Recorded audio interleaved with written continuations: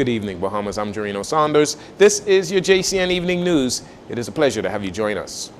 In an effort to foster strategic partnerships for the trading of goods throughout the Bahamas and the Caribbean region, the Jamaican Manufacturers and Exporters Association, JMEA, along with the Bahamas Trade Commission, launched its first ever trade mission. The event, being held at Access Accelerated Small Business Development Center on Gladstone Road, features over 30 businesses from Jamaica in the Bahamas for the exchange of trade secrets as well as business collaborations for future exports. Deputy Chair of the Bahamas Trade Commission, Senator Barry Griffin, speaks on the importance of trade here in the Bahamas.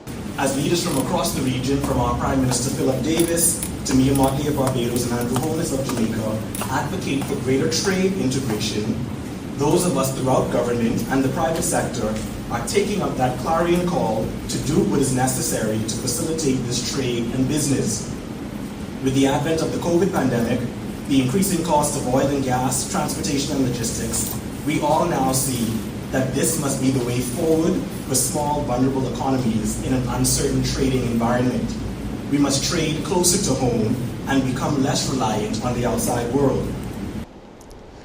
The Jamaican Manufacturers and Exporters Association is Jamaica's leading industry association, serving as the voice of exporters, manufacturers, service providers, micro, small, and medium enterprises. They provide vital support to members and the industry through advocacy, strategic partnerships, export services, research, capacity building, and access to finance. JMEA Treasurer Robert Scott describes the partnership with the Bahamas as a template for the rest of the Caribbean region. Growth as a region, or prosperity and our wealth, will come from trading from each other. Let us recognize that every time we export a primary product to the USA or elsewhere in the world, wealth is created there. Jobs are created there, working on our material. The value added is there. Let us recognize that when we import a product from the US or elsewhere, the value added has also been put into that country. They get the income and they get the wealth. So what therefore is to be our lot? We're trading from each other, then we will continue to grow and to build.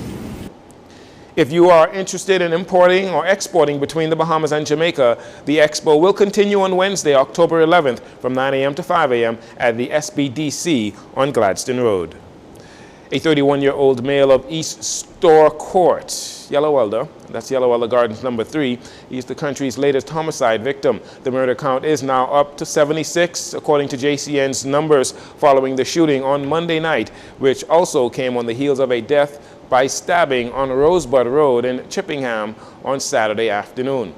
Criminal detectives have now launched an active investigation to find the culprits responsible for killing the male and injuring a female. Initial reports confirm that the victim and a female passenger had just arrived at their home on East Store Court, Yellow Elder number 3, when two masked men in dark clothing exited a dark-colored Japanese vehicle and opened fire on them while they were still in the vehicle, a silver Chevy Malibu. The suspects fled the area, traveling west on East Store Court, making good their escape. Emergency medical technicians responded to the scene and confirmed the victim, who sustained multiple gunshot wounds and was found lying outside the driver's side of the vehicle, showing no signs of life. The female was also examined, and it was discovered that she received superficial wounds to the lower abdomen.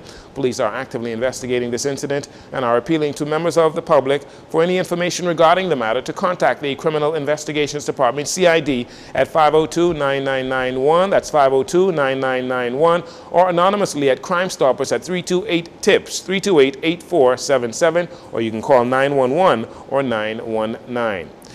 The Police Traffic Division is investigating two fatal car crashes, one on Grand Bahama, the other here in the capital, early this morning. The latest fatality, a 36-year-old female.